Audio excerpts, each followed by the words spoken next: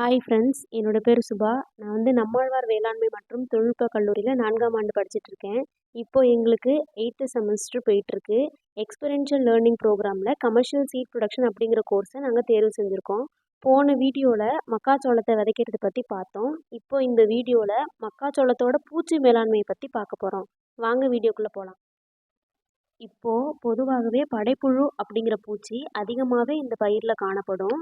இந்த படைப்புழுவை ஸ்போடோப்டிரா ஃப்ரூஜிபெடா அப்படின்னு சொல்லுவாங்க. இந்த படைப்புழு பல வகையான பயிர்களை தாக்கி பெருமளவிலான பொருளாதார சேதத்தை ஏற்படுத்துது அப்படிங்கிறது நமக்கு முன்னதாகவே தெரியும். இந்த பயிரை விதைச்ச 15வது நாளில் இந்த புழுவோட தாக்கம் அதிகமாக தெரிய ஆரம்பிக்கும். எந்த மாதிரியான காலத்தில் இந்த புழுவோட தாக்கம் அதிகரிக்கும்னா, நம்மளுடைய தமிழகத்தில் குளிர்ச்சியான பருவநிலையில் இந்த படைப்புழுவானது மக்காச்சோளத்தை அதிகமாக தாக்குது. வயலில் இந்த பூச்சி இருக்குன்னு எப்படி இதை கண்டுபிடிக்கலான்னா, அதுக்குன்னு சில அறிகுறிகள் இருக்குது. என்னென்னலாம் இருக்குன்னா, விதையை விதைச்ச 15வது நாளில் இந்த புழுவானது செடியோட குருத்து பகுதியை சாப்பிட ஆரம்பிச்சிரும். அப்படி சாப்பிட்றப்போ தண்டு பகுதியை சாப்பிட்டு கழிவை வெளியே தள்ளி அந்த புழு குருத்துக்குள்ளே இல்லாத மாதிரி காமிச்சிக்கும். இது மட்டும் இல்லாமல் வேறு எந்த மாதிரியான அறிகுறிலாம் தெரியும்னா, மேலே இருக்கிற இலையில வட்ட வடிவமாகவும் சில நேரத்தில் சீரற்ற முறையிலும் கடிச்சிருக்கும். அப்படி கடிச்சிருந்துச்சுன்னா இந்த புழுவோட தாக்கம் இன்னும் இருக்குன்னு தெரிஞ்சுக்கலாம். இந்த புழுவோட மொத்த வாழ்நாட்கள் 30 நாட்கள் தான்.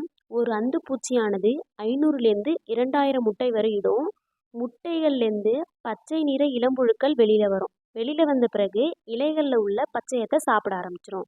அதுக்கப்புறம் அந்த புழுக்கள் 14லேருந்து 20 நாட்களுக்குள்ள முதிர்ச்சி அடைஞ்சிரும். முதிர்ச்சி அடைஞ்ச பிறகு மண்ணுக்குள்ளே போய் கூட்டுப்புழுக்களாக மாறிடும். அதுக்கப்புறம் 8 to 9 நாட்களில் தாய் அந்து பூச்சிகளாக மாறி 10 to 15 நாட்கள் வரை முட்டையிடும். இந்த அந்து பூச்சி 1000 கிலோமீட்டர் பறக்கும் சக்தி வாய்ந்தது.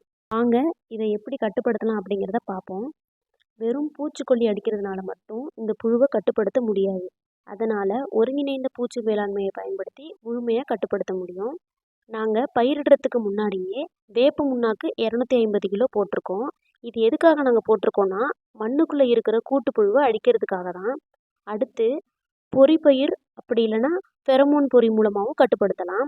பொறிப்பயிர்னு எடுத்துக்கிட்டோன்னா எள்ளு, தட்டைப்பயிறு, துவரை, சூரியகாந்தி இந்த மாதிரி பயிர் மூலயமா நம்மளால் கட்டுப்படுத்த முடியும். இந்த புழுக்கு என்னென்ன பூச்சிக்கொல்லியெல்லாம் பயன்படுத்தலான்னா, 10 லிட்டர் கெப்பாசிட்டி உள்ள ஸ்ப்ரேயர் எடுத்துக்கிறோம். அதில் ஃபிப்ரோனில் 25 ml, குளோரன் ட்ரனிலிப்ரோல் 6 ml, ஒட்டும் திரவம் 3 ml 10 லிட்டர் தண்ணியில் கலந்து தெளிக்கிறது மூலமாக நம்மளால் இந்த புழுவை கட்டுப்படுத்த முடியும். பூச்சி மருந்து தெளிக்கும் போது கையுறை மற்றும் முகக்கவசம் அணிவது மிகவும் அவசியம்.